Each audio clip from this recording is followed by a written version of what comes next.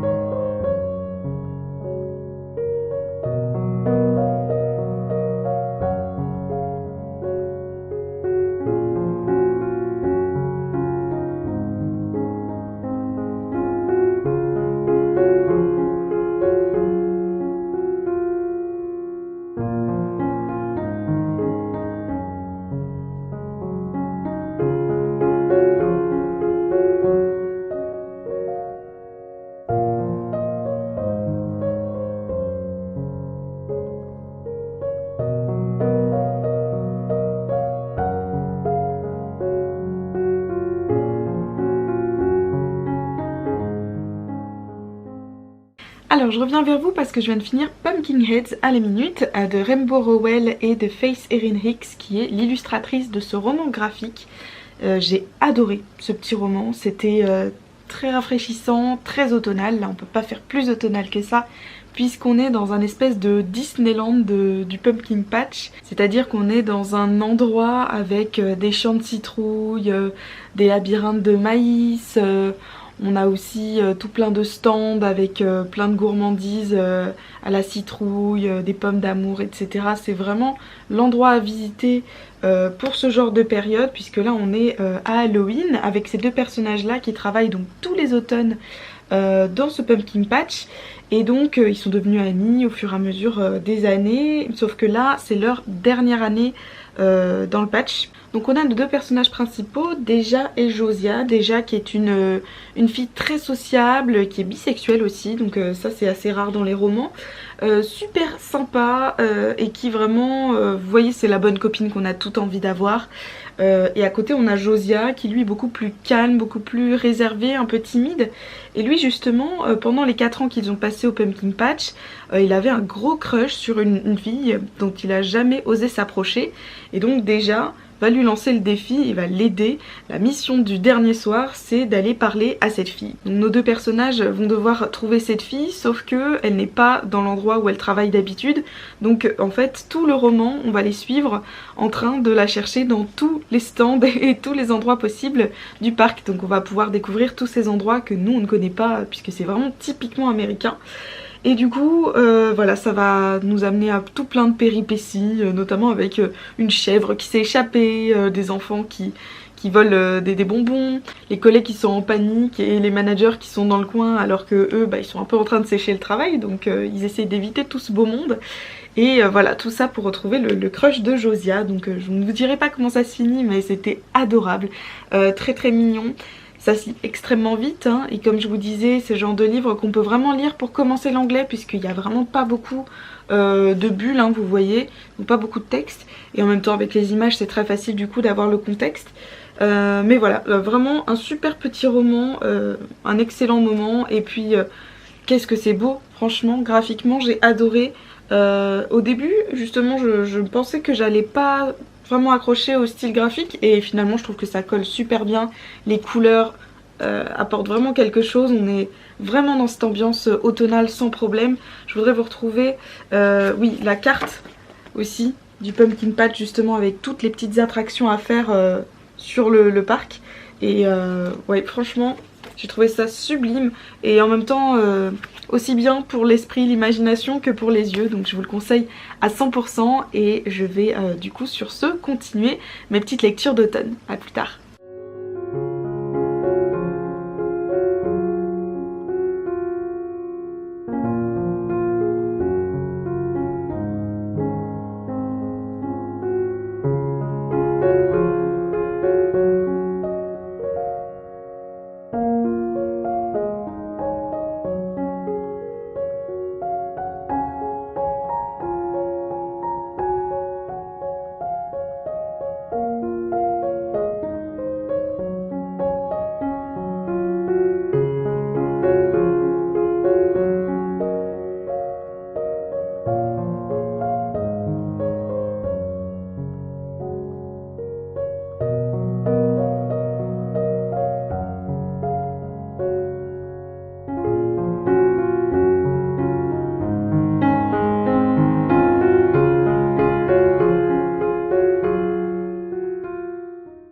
Alors, comme vous avez pu le voir dans les clips précédents, j'ai fini 2 livres graphiques. Donc tout d'abord The Sad Ghost Club de Liz Meddings.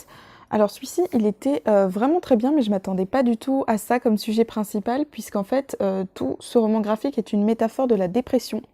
Donc on a ici effectivement un petit fantôme tout triste, qui n'arrive pas beaucoup à se faire des amis, qui justement stresse à la moindre occasion. Au début du roman, il a tout plein de petites tâches à faire, comme aller aux courses, il est même invité à une soirée, mais on se rend compte qu'il panique absolument à chaque fois pour toutes ces petites choses. Ça lui demande énormément de courage. On sait qu'il a envie, mais il a vraiment du mal et on sent qu'il n'est pas pour grand-chose, quoi. Mais malheureusement, cette chose qu'est la dépression, qui le handicape à ce point, fait que il est complètement invisible aux yeux des autres ados, puisque ça a l'air d'être un ado.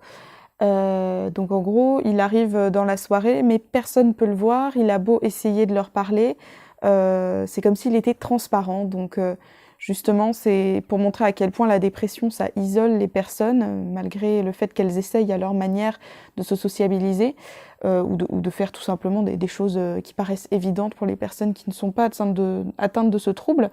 Mais du coup, on se rend compte à quel point ça a l'air difficile à vivre. On s'attache vraiment à ce petit personnage qui est très mignon et qui n'a que des bonnes intentions au final, donc on a envie qu'il réussisse à surpasser ses peurs, surpasser cette dépression. Et un deuxième personnage qui va arriver dans la deuxième partie va l'aider pour cela. Il va se rendre compte qu'il n'est pas tout seul dans cette situation-là. C'est surtout ça, le message de ce roman, c'est que il y en a plein, des personnes dans cette situation-là. Donc ces personnes vont pouvoir s'entraider pour pouvoir apprendre à vivre avec cette maladie. Et à la fin aussi, très très bien, on avait pas mal voilà, de petites ressources, comme je vous avais montré dans le clip juste avant. Et puis au niveau, pour le coup, des graphismes, rien à voir. On est sur du noir et blanc, avec des traits assez épais, des formes assez simples. Donc ça changeait quand même pas mal de ma première lecture qui était assez détaillée, très colorée. Mais justement, ça va très bien, je trouve, avec ce thème. Ça fait vraiment, vous savez, la vie en noir et blanc pour les personnes. Ça montre bien la tristesse, l'isolement, la solitude, des sentiments pas très agréable. Finalement, ce qui aurait été bien dans l'histoire, c'est tous les passages où il se passe des choses positives, que des couleurs arrivent par exemple, ça aurait bien collé avec le thème. En tout cas, par exemple, la couverture est un petit peu en couleur quand même, même si c'est assez foncé, on a des petites touches de jaune. Mais vraiment, j'ai adoré cette lecture, c'était rapide, très mignon et en même temps plus informatif que ce que je l'aurais cru, puisque voilà, ça traitait quand même d'un sujet important. Et donc après, j'ai également lu Snapdragon de Kat Leith. Celui-ci, pour le coup, je m'attendais pas vraiment à grand-chose. Je savais juste que ça parlait de sorcières. Et c'est tout. Donc finalement, ça va bien au-delà de ça, puisqu'on a ce personnage qui s'appelle donc Snapdragon, qui est apparemment le nom d'une fleur. Et en fait, ce personnage-là va trouver des petits animaux sur la route, je crois que c'est des opossums, qui sont blessés, et elle sait que la seule personne qui est capable de s'en occuper, c'est une vieille femme qui habite vraiment dans un endroit reculé, qui fait un peu peur à tout le monde la traite de sorcière, et elle va aller la voir pour pouvoir lui demander de l'aide, et donc elle accepte, mais à condition que Snapdragon l'aide dans ses recherches, dans ses travaux. Donc là, jusque-là, elle lui dit « Ok, mais quel genre de travaux ?» Parce que, vu les rumeurs, elle se méfie. Et en fait, cette vieille personne collecte les squelettes d'animaux sur les routes, donc les animaux qui ont été fauchés par les voitures, etc., pour pouvoir reconstituer les squelettes et les vendre sur Internet. Donc comme ça, c'est un peu louche. Et en fait, on va se rendre compte, évidemment, que cette personne est une sorcière et Snapdragon va se lier d'amitié, avoir un lien d'affection avec cette personne qui va devenir son mentor pour pouvoir, à son tour, lui apprendre à faire de la magie. Et vous verrez tout ce côté lien entre la magie et les squelettes. Il y a tout un univers, vous voyez, derrière, avec des esprits d'animaux. Et c'était très sympa, très original pour le coup, au niveau de l'histoire. Les personnages très attachants. On a aussi un copain de Snapdragon qui est top. Encore une fois, on a de la représentation puisque c'est un garçon qui aime tout ce qui est féminin, mais ça passe très bien dans ce roman. D'ailleurs aussi, la sorcière, à l'inverse, est très masculine. Au début, comme en plus elle s'appelle Jax, je m'attendais à ce que ça soit un homme, d'après les images. Parce que vous voyez, au début, on n'a quand même pas super l'impression que c'est une femme, mais on le comprend très vite après. Et puis justement, on va voir aussi son passé à cette vieille femme, savoir ce qui s'est passé. Et vous verrez que ça peut éventuellement avoir un lien avec l'histoire de Snapdragon. Et du coup, c'était super sympa. Franchement, je vous recommande cette histoire. Pour le coup, graphiquement, c'était également très coloré, comme le premier roman de cette série. Vous voyez, avec des couleurs assez automnales aussi, un trait de crayon assez différent de l'autre. Cette fois, ça mélange plus le cartoon, ça fait un petit peu manga en même temps, ça fait très, très animé. Pour vous teaser un peu, je vais vous montrer la dernière planche qui peut vous donner des pistes sur ce qui se passe un petit peu dans cette histoire. Voilà, c'est tout pour ce soir. On se retrouve très bientôt pour le dernier roman graphique de cette sélection. Bye! Bonjour à tous pour cette dernière partie de vidéo où je vais vous présenter cette fois le livre graphique Sheets de Brenna Zumler. C'était une super bonne lecture, franchement. Pour être honnête, c'était le style graphique qui me tentait le moins et souvent, pour tout ce qui est graphique, ça a forcément une incidence sur notre lecture. Et c'est finalement un des livres que j'ai préféré et le graphique m'a beaucoup plus plu à la fin. On a du coup dans cette histoire deux mondes, celui des humains qui est lui tout en couleur, hop, toujours avec des teintes très froides, donc du rose, du mauve, du bleu. Et à côté, on va avoir le monde des fantômes, qui lui est dans les teintes de bleu foncé, presque noir et blanc en fait. Et donc on va suivre deux personnages en parallèle dans ces deux mondes-là qui vont évidemment se rejoindre à un moment donné. Donc d'un côté vous avez chez les humains Marjorie, qui est une jeune fille qui travaille dans le lavomatique de sa mère décédée il y a peu. Et on voit qu'elle est très malheureuse, cette fille. Elle est harcelée à l'école, au niveau du lavomatique, elle perd ses clients parce qu'elle fait des petites erreurs sans arrêt, puisqu'elle n'a pas beaucoup d'expérience.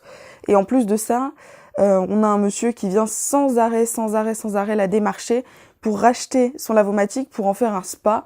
Et du coup, cet homme va lui faire toutes les pires crasses pour qu'elle abandonne et qu'elle se dise j'y arrive pas, j'abandonne, et puis je lui laisse le bâtiment, je vends.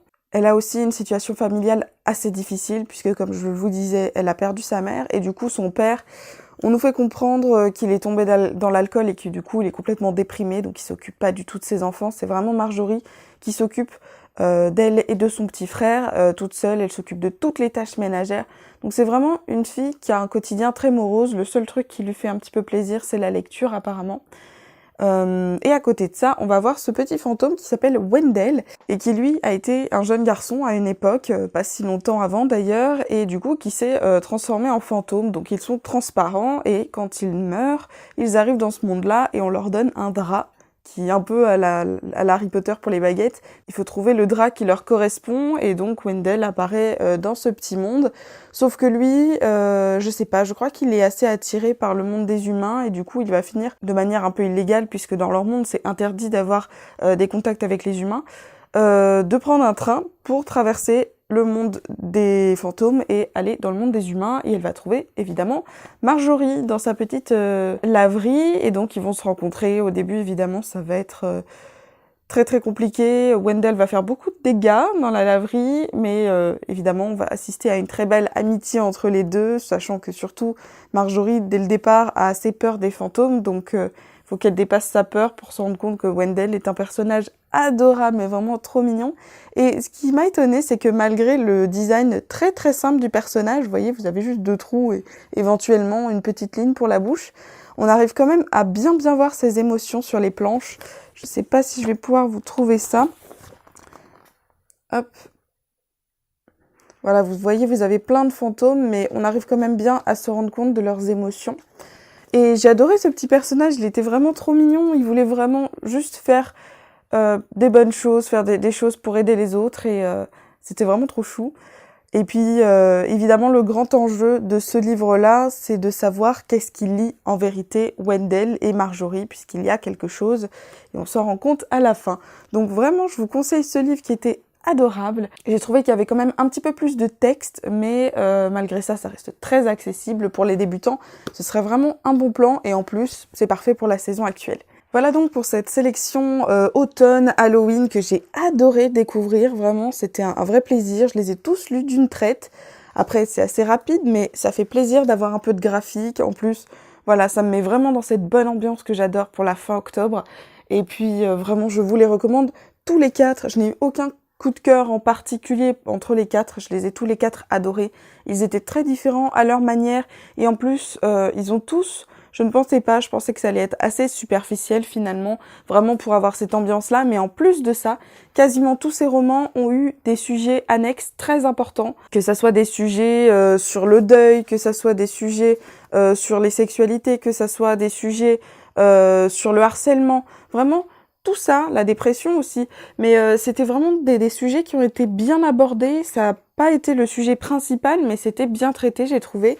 Et oui, vraiment, je regrette pas du tout. Je pense refaire ce genre de vidéo parce que j'ai vraiment apprécié la faire.